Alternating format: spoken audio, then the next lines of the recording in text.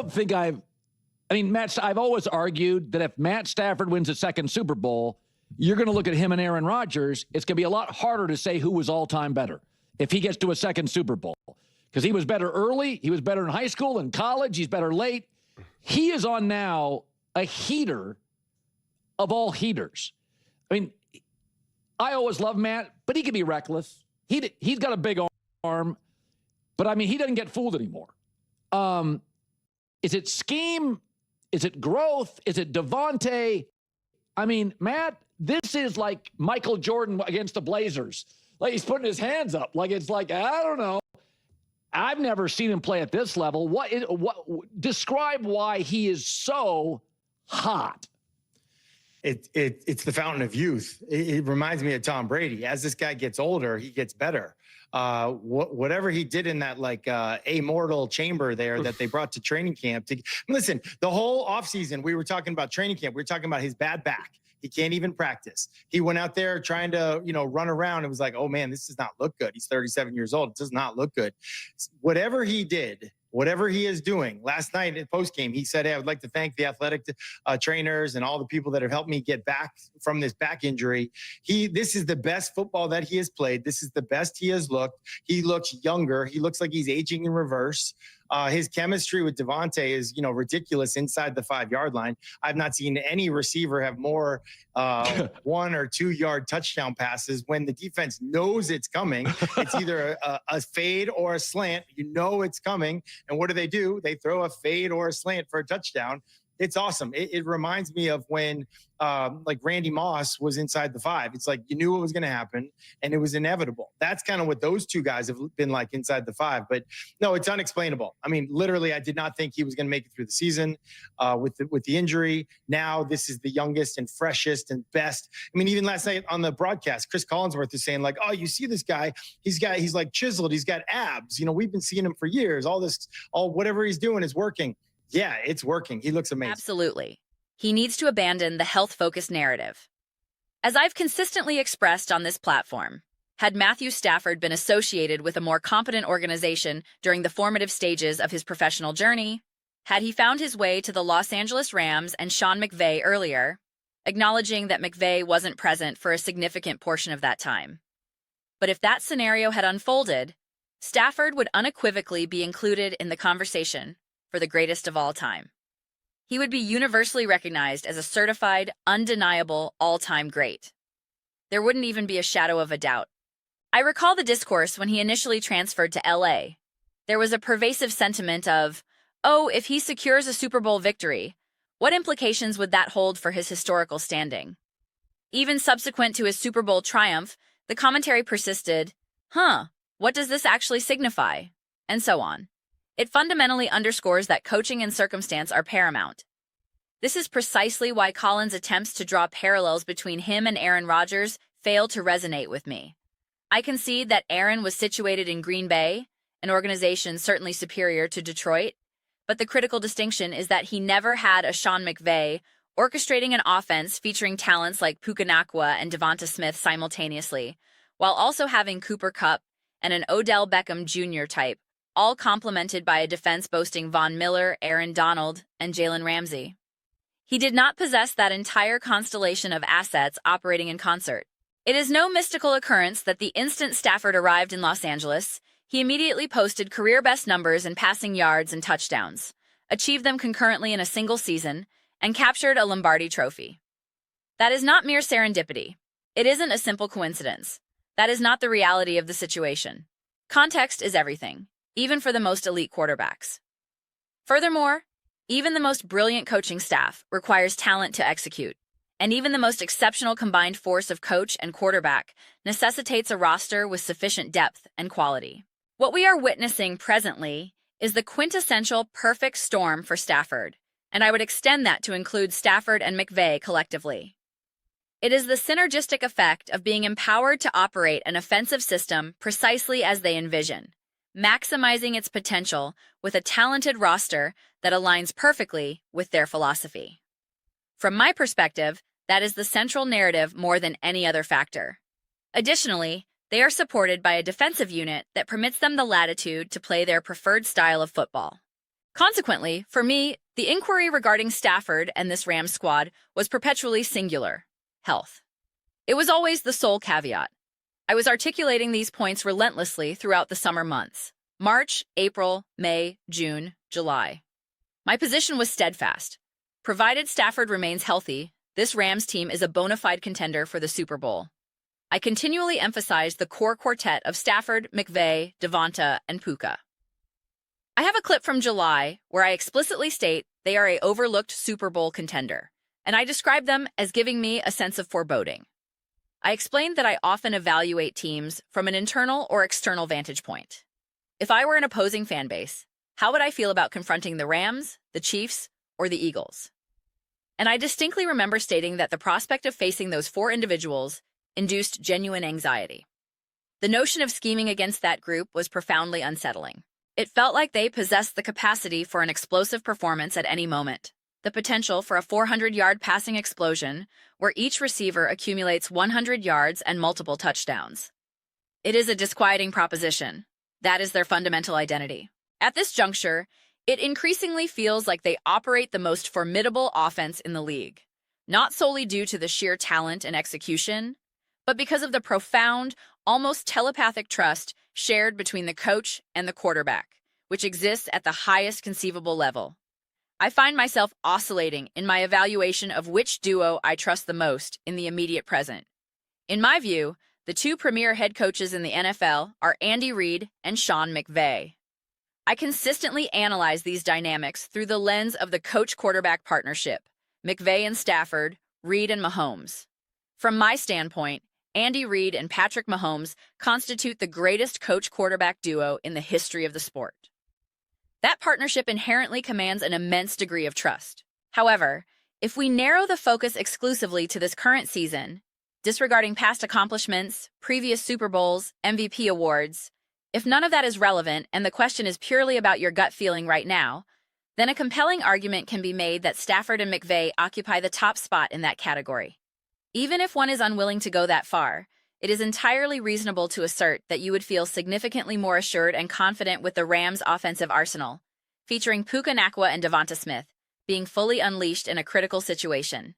To be perfectly equitable at the absolute core, my instinct is to place greater trust in Andy Reid during climactic moments than I would in Sean McVay. However, let me be clear, we are not discussing a chasm of difference here. It is simply that Andy Reid has been in those high-leverage scenarios countless times.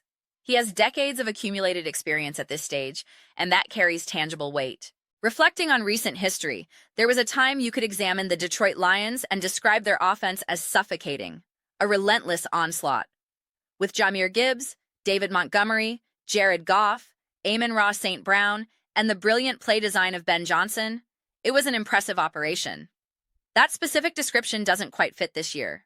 They lack the same coaching consistency. Similarly, the Philadelphia Eagles, with A.J. Brown, Devonta Smith, and Jalen Hurts, once inspired confidence. Now, their offensive line isn't performing at that elite level, and their coaching seems insufficient. They possess the potential, but the question becomes how much you can truly rely on it.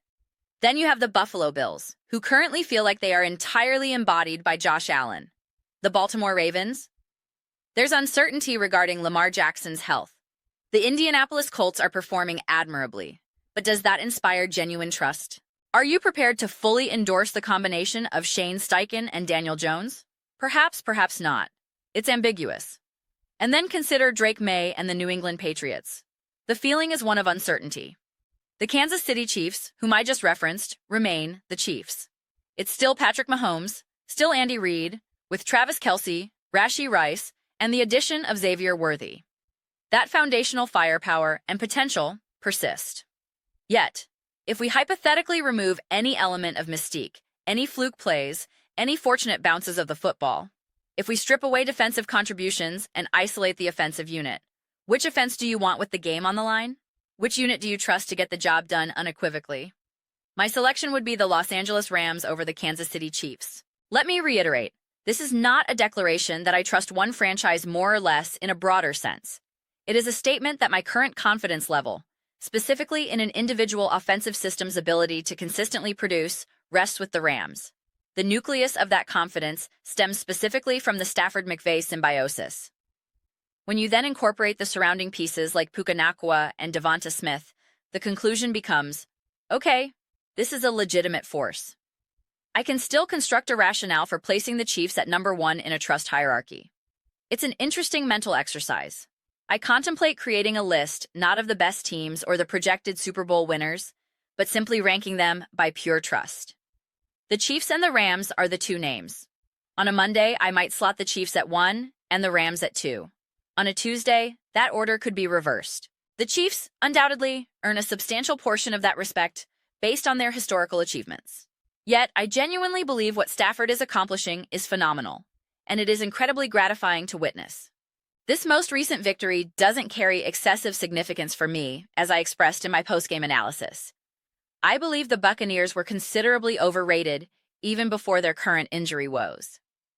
With Baker Mayfield now ailing, they appear to be in a downward spiral, trending in a decidedly negative direction. Therefore, a decisive win against the Buccaneers does not register as a statement victory over an elite opponent. I am far more intrigued to observe the Rams' performance in their upcoming rematch with the Seattle Seahawks. I'm mentally scanning their schedule for other legitimate, season-defining contests. The Panthers? I acknowledge they can be feisty, but no. The Cardinals? No. The Lions will undoubtedly be interesting, but one would favor the Rams in that matchup. Then there are the Falcons and the Cardinals again, followed by the Seahawks. Realistically, it's just the one more substantial test. They will likely be favored in every remaining game except potentially the Seahawks contest, given it's a road game. It is entirely within the realm of possibility that the Rams could win every single one of their remaining games. That outcome is 100% on the table. This is precisely why I am so eager to see how they fare against the Seahawks. Again, perhaps the Lions pose a threat, but they are profoundly unpredictable at the moment. I mean, they required overtime to defeat a team led by Jameis Winston. I feel it's necessary to point out that Matthew Stafford is a superior quarterback to Jameis Winston, and whoever is currently acting as the head coach of the New York Giants is not on the same strategic level as Sean McVay. Jameis Winston doesn't even have a legitimate WR1 or WR2 at his disposal, and that game went down to the wire, necessitating a 59-yard field goal just to force overtime. I would feel considerably more comfortable with the Rams in an analogous situation. That said, this is the NFL, and the Lions do possess offensive firepower. However, do they have the capacity to summon it as reliably and consistently as the Los Angeles Rams? There is always the possibility of an unexpected trap game loss, perhaps a random defeat to the Cardinals where Stafford has a subpar performance, something like 1 touchdown, 2 interceptions, and 210 passing yards. That potential always exists, obviously. Jacoby Brissett possesses a certain competitive fire, and the Cardinals will be fighting for pride. The Falcons, perhaps, could embark on a late-season surge with Kirk Cousins. It's not impossible. Van Jefferson might be pursuing some personal milestone. Anything can happen. But for me, honestly, the only remaining game that holds significant diagnostic value is the Rams-Seahawks matchup. And even then, if the Seahawks were to win, it wouldn't fundamentally alter my perception. It wouldn't tell me anything conclusive. Even in a scenario where the Seahawks deliver a blowout victory, my reaction wouldn't be, "Oh, fascinating, this proves the Rams are inferior to the Seahawks." I would simply conclude, it means a potential playoff matchup between them would be a pure coin flip. It's an unpredictable league, and I would need to see that playoff game to know for certain. The volatility is part of what makes it captivating. If you are a supporter of the Rams, you likely look at the remaining schedule with considerable optimism. Confronting Bryce Young, Jacoby Brissett, and a Kirk Cousins-led team probably feels like a favorable path. You are undoubtedly prepared for this stretch. From my neutral perspective as a fan who simply appreciates high-quality football, I hope teams like the Panthers can demonstrate they are genuinely legitimate and competitive. It would be fantastic for the sport if Bryce Young could overcome his rocky start and lead Carolina to a division title or a playoff berth. I am fully invested in that kind of narrative and drama. I am here for the compelling storylines and the spectacle. Those are my comprehensive reflections. I would be absolutely delighted to hear your own. What are all of your thoughts concerning the Los Angeles Rams? Matthew Stafford, Sean McVay, Is Stafford currently performing at the peak of his entire career? Please share your perspectives in the comments section below. I read every single comment, so whether you find yourself in agreement or in vehement opposition, let's engage in some dialogue. Let's have some spirited debates. But ultimately, let's ensure we are all enjoying the process. And please do consider subscribing. We are in the process of cultivating a phenomenal community here and would absolutely adore having you as a part of it. My objective is to build something to which we all feel a genuine connection, something we are genuinely thrilled to be involved with. I believe we are making significant progress toward that objective. Also, please do not forget to give this video a thumbs up, as it genuinely assists with its visibility within the platform's algorithm. Thank you so much for your time and engagement. I look forward to seeing you next time.